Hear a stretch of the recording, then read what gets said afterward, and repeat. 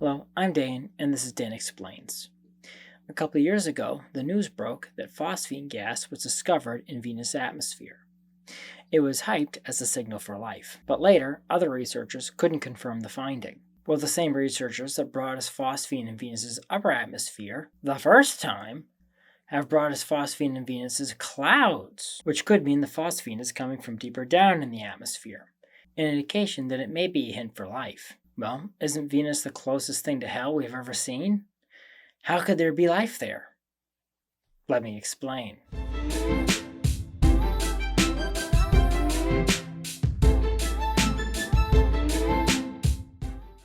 First thing, let's get a few things out of the way. How could life survive in an environment that's hot enough to melt lead? Well, the answer is, it doesn't have to.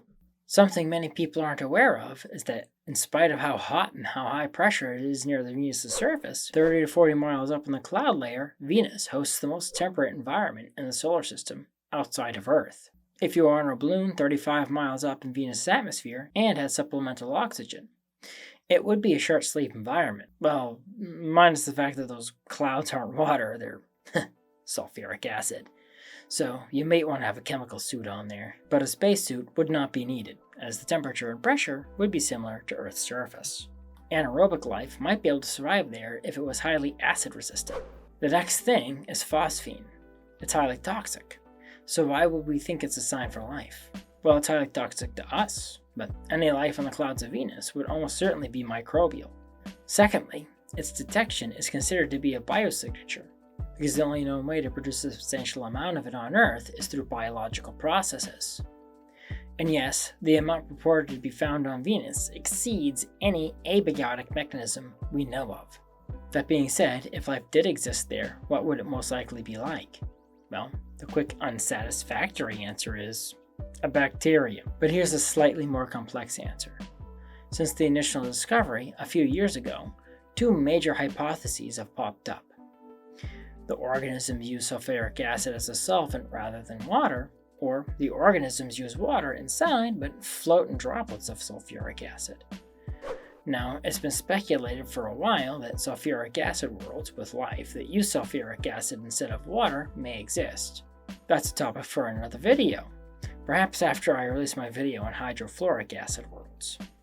But I'll touch on some of it here.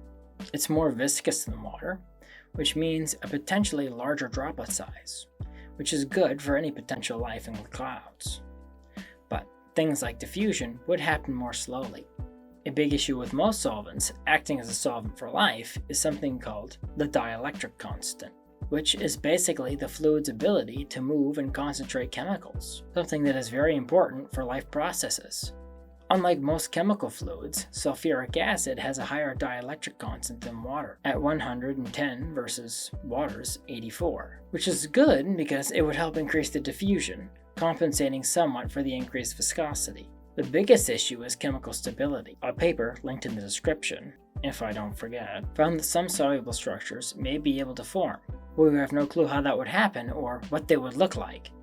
So basically, we don't know if sulfuric acid would work as a solvent for life in the clouds of Venus. However, if we think about how life might have gotten there, I think we can get a better idea. Which brings me to the other major possibility. The organisms use water as a solvent and just float in sulfuric acid droplets.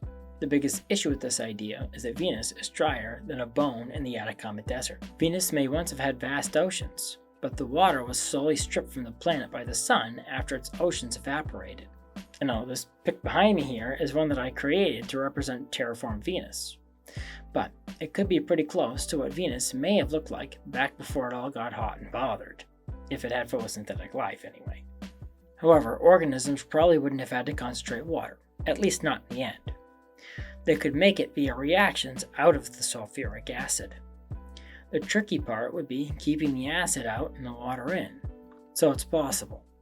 With all this in mind, let's go back to how life could have gotten there.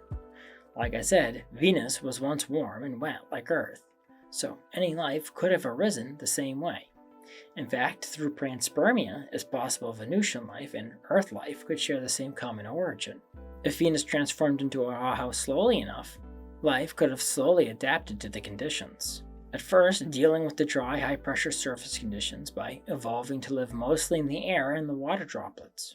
This would have been easier than it is on Earth because of the thickening atmosphere. Then, as the water left and the acidity in the droplets increased, the life evolved to not only be resistant to the acidic conditions, but use the acid to make more water out of the sulfuric acid as water supplies dwindled. This, of course, negates the need for organisms to evolve to use sulfuric acid as a solvent at all. So, could there be life in the clouds of Venus? Maybe. And if there is, it's most likely bacteria-sized organisms with mostly water interiors that spend their lives in floating droplets of sulfuric acid. We wouldn't know for sure until we send probes, and luckily for us, there's a slate of missions from various countries set to investigate this in the next decade. Thank you for watching. If you like this video, please press the like button. Subscribe to my channel and ding the bell to get notified when I post new videos. Also, please support me on Patreon, link in the description. The more people support me, the more time I can dedicate to making videos like this one.